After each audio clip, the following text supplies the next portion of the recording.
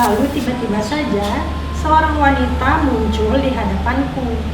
Anjingnya menggonggong ke arah pintu balkon, tapi faktanya anjingnya udah mati. Karena dapat kudengar suara ketukan membabi buta dari bawah kakiku.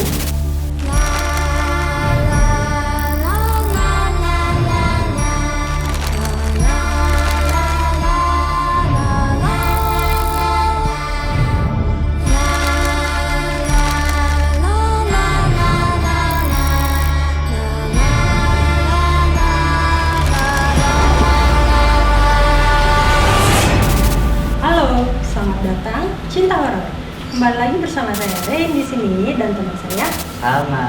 Sekarang kita akan membahas creepypasta lagi nih. Ya, jadi ada beberapa cerita-cerita creepy yang akan kita komentari. Oke, seperti yang kemarin. Langsung aja? Langsung dong. Yang pertama judulnya Bebas.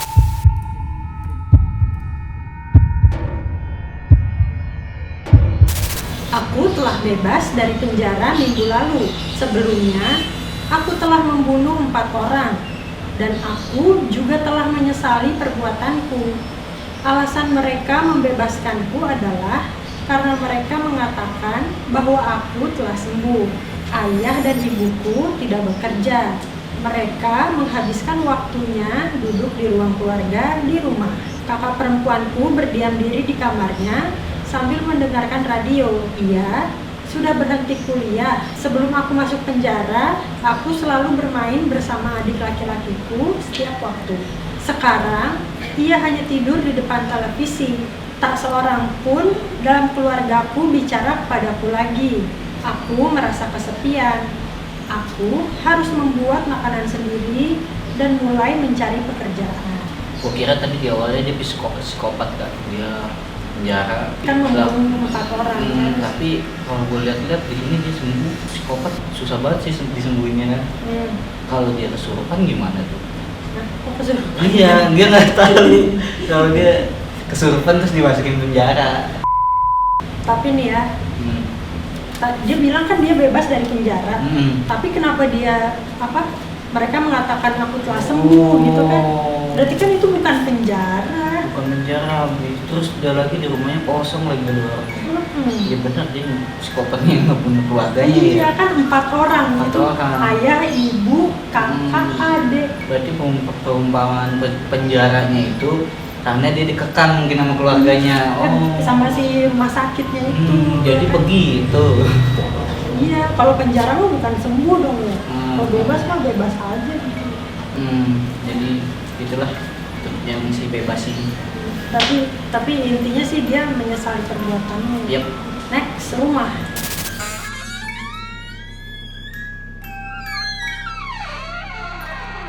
Mereka sudah memperingatkan untuk tidak mendirikan rumah di atas tanah pemakaman itu. Malam ini aku menyesal tidak mempercayai mereka karena dapat kudengar suara ketukan membabi buta dari bawah kakiku. Itu jangan-jangan rumahnya sebelahnya masih kuburan kan? Jangan kan di sebelahnya, di bawah rumahnya. Iya, jangan tuh ada satu mayat yang ketinggalan untuk dibawa dipindahkan. Jadi kebangun rumah dulu. Di bawah ya. Persis di bawah tempat tidur dia lagi. Kuburan ini nih. Lagi cari gara-gara. Next, fotografer.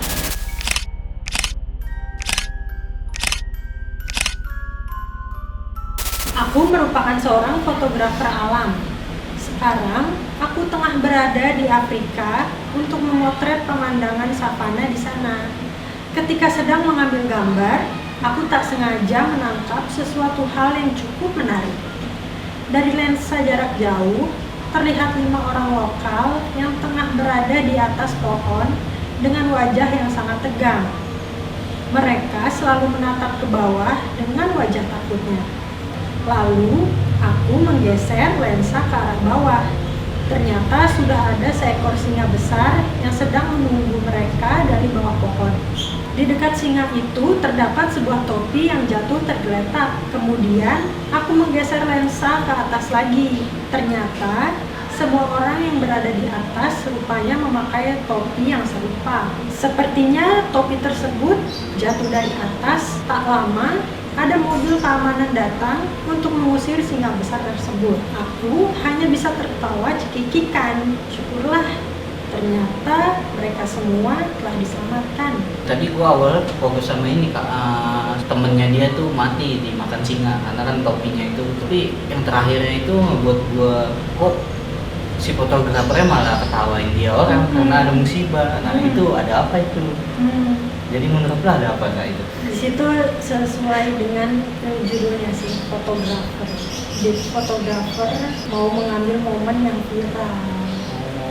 Mungkin dia juga yang lepas si singanya itu. Bisa jadi, singa kesana. Biar gue dapet viral nih. Anak zaman now. Ya kan jadi fotografer dia mau ngambil gambar, nungguin orang diserang singa.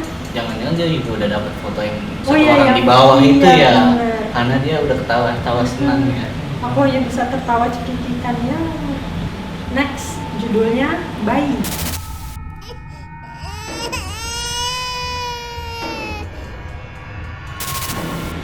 Setelah bekerja seharian penuh, aku pulang untuk mendapati pacarku sedang menimang bayinya. Aku tak tahu mana yang lebih menakutkan, menyaksikan mayat pacarku dengan bayi prematur di pangkuannya, atau bahwa ada seseorang yang membobol apartemenku dan menempatkan mereka di sana. Gue masih belum paham. Tapi ini creepy banget sih. Creepy, cuman gue masih belum paham menempatkan di sana.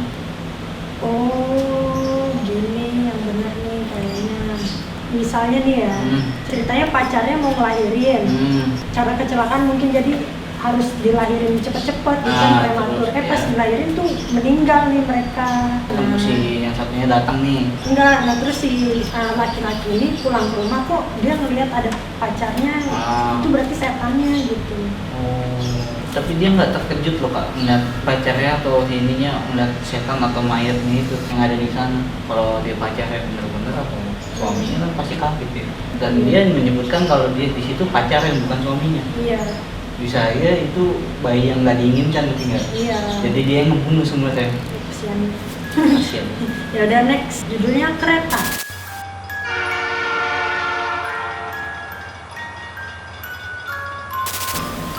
Kerjaku sehari-hari adalah masinis kereta. Hari ini pun aku juga sedang di atas kereta. Lalu tiba-tiba saja seorang wanita muncul di hadapanku. Aku dapat mengingat wajahnya dengan jelas. Ini menyedihkan. Kok jadi merinding ya? Jangan-jangan itu pernah terjadi kecelakaan gitu kak? Berakibat ya? bisa aja dia jatuh dari kereta karena kan masinis tahu mukanya dia. Tapi kan dia masinis gitu kan, bagian otomatis kan paling depan gitu kan. Bisa. Dan dia melihat wanita muncul di hadapanku gitu, berarti emang bener ketabrak gitu kan. Berarti dia lagi bunuh diri ya? Tabrak gitu, di kacanya mukanya. Palanya di kaca deplok dong. Aku dapat mengingat wajahnya dengan jelas gitu kan, bener-bener di depan mukanya. Coba itu di kaca. Ya udah deh. Ya, gitu lah. Next, judulnya Lembur.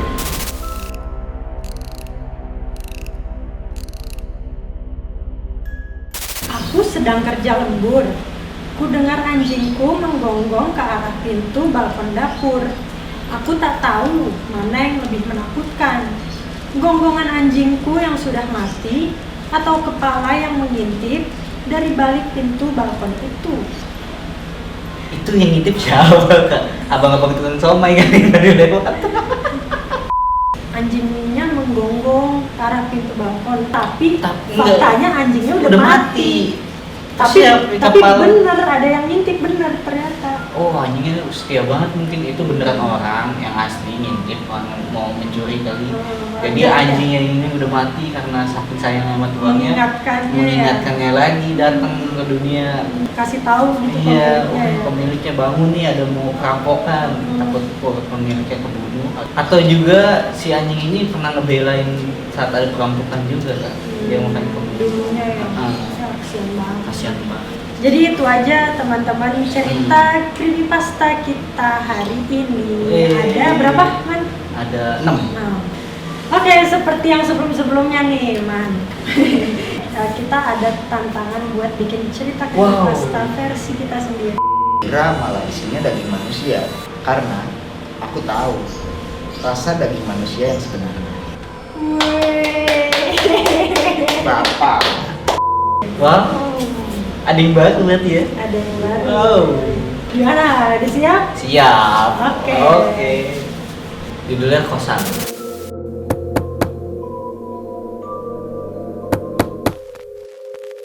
Singkat cerita, aku tinggal di kosan baru yang dekat dengan kampus baruku. Tiap malam aku mengalami kejadian-kejadian janggal, dan aku baru tahu kosan yang selama ini kutempati pernah terjadi pembunuhan. Dan malam pun tiba lagi, aku mengalami kegaduhan kembali di sebelahku. Besokannya aku menegur tetanggaku, dia sering sekali menyapaku dan mengobrol denganku. Tapi setelah aku bertanya dengan ibu kos, asal tetanggaku dari mana, ternyata ibu kos menjawab seperti ini. Tetanggamu yang mana? Kamar itu kosong sejak lama. Oke, jadi intinya di sebelah ada kamar apa enggak? Sebelah ada kamar, Oh, ada kamar, tapi nggak tapi ada orang. nggak ada orang. Hmm. Berarti mungkin itu tempat kejadian pembunuhan itu kan. Oh, hantunya. Hmm. Oke, ya lumayan lah ya. Lumayan lah. Lumayan ribet. Gantian kan nih? Boleh dong. Boleh. Kakak ada kali nih. Judulnya Takut.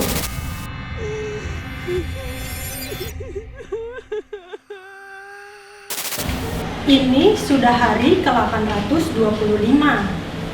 Aku sangat takut sekali.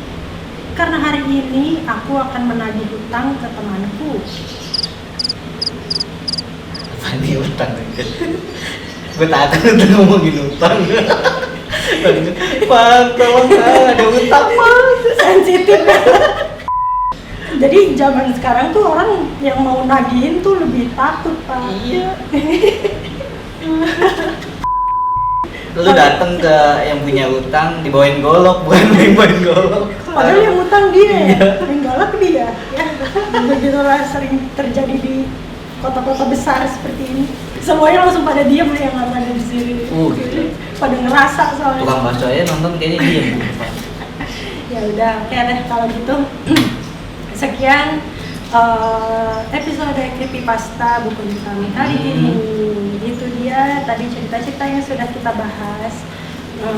Kalau kalian punya teori sendiri bisa tulis di kolom komentar, atau cerita-cerita seperti yang kita buat tadi juga bisa tulis di kolom komentar. Dan jangan lupa juga Like, share, komen, dan subscribe. subscribe.